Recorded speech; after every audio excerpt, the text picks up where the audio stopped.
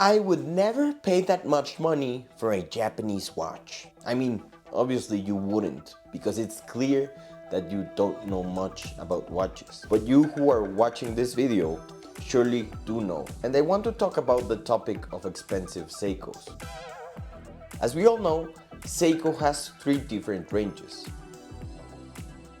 The entry-level range, which consists of watches priced under $800, which offers a spectacular amount of value in my opinion. Then we have what's called Seiko Lux, which are the Seikos priced around $1,500. And to me, that's just the point where Seiko gives you the best value for money. Then we also have the King Seiko, which I haven't had the opportunity to try yet to provide an informed opinion, unlike other YouTubers who review watches without having the watch in hand and speaking only from photos, right?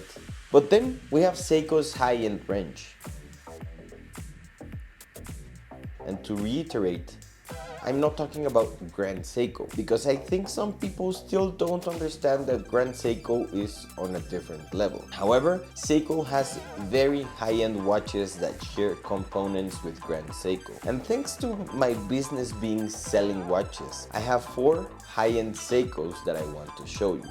The price of these watches varies around $4,000 a piece, a bit more, a bit less, but that's the range. Here, many people might wonder, what can Seiko offer for this $4,000? But it's great that you asked, because from what I see, it offers quite a lot. For starters, as is characteristic of Seiko, we have crazy dials.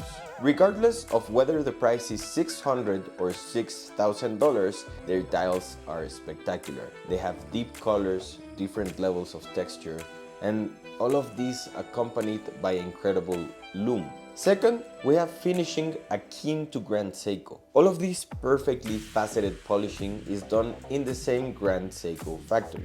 And I think you can definitely see the mastery in this polishing. For those who don't know, this polishing technique is an ancient method called Zaratsu. It is such a perfect polish that it doesn't distort the reflection of things in the watch.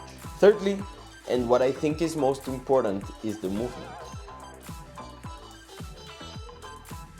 The heart of this watch is the same movement used in many Grand Seiko watches. The only difference is that these movements are not so regulated and they are not as decorated as Grand Seiko. It's like when they say that an Audi RS Q8 SUV has the same engine and base as a Lamborghini Urus.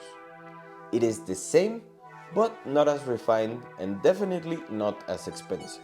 So you're probably going to ask me, if these watches offer you the same finishing and practically the same movement as Grand Seiko, then why not go for a Grand Seiko? And honestly, that's a fantastic question that I pondered when these watches arrived. I thought about it quite a bit until I reached a conclusion.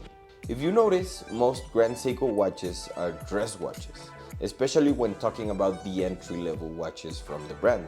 Something that these 4 Seiko watches have in common is that they are all sporty watches. So if you want a sports watch from Grand Seiko, you'd have to shell out no less than $10,000, which is practically double the cost of these Seikos. So on that side, your best option is a Seiko.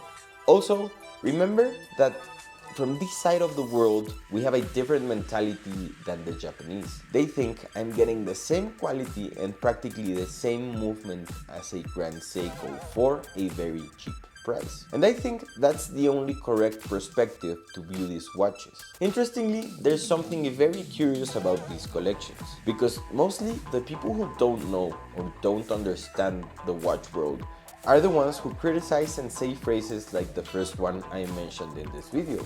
So much money for a Seiko?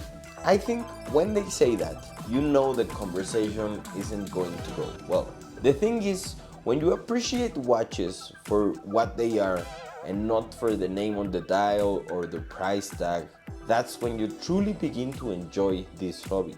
And when you have these watches in your hands, they are crazy, they are something else. For starters, they are extremely heavy. I think I've never felt a watch as heavy as any of these. The finishing, which I pay a lot of attention to, they are large and big but extremely comfortable. And what I love the most about these watches is that they go under the radar. If someone sees you on the street, they won't really think it's an expensive watch because they will see it's a Seiko. But then you can realize when someone really knows about watches notices your watch. These Japanese watches, specifically the high-end lines of Seiko and of course Grand Seiko, have something extremely special. So much that at first jewelry stores here in Mexico turned their noses up at these Japanese brands. But when they finally entered and people saw the true quality of these watches, what happened was that you would see the jewelry store owners wearing only Grand Seiko. Imagine those people who have tried watches from the highest echelons of watchmaking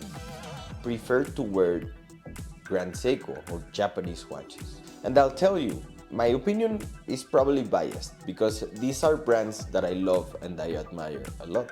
But if you can take a trip to any jewelry store that sells these types of watches and see them in person and feel them, admire them, try them on and look at the finishing with a magnifying glass, then tell me if you've seen something similar in any other brand. Now don't get me wrong, these Seiko watches can be critiqued. For example, the bracelets definitely lack quality in terms of finishing. And the worst part about these bracelets is the way to adjust them because they use a pin and color system that is super complicated. And if you don't do it right, you'll ruin the watch, you'll ruin the bracelet, you'll damage your tool, and you'll end up in therapy, frustrated and hating these watches. I've never had any problems with Grand Seiko bracelets, but with these Seikos, I just end up hating them, taking them off and wearing the watches with NATO straps or leather straps. And there, I would wish that Seiko could improve the quality because they look really good, they just need to improve a little bit more. But tell me, what do you think? Would you buy an expensive Seiko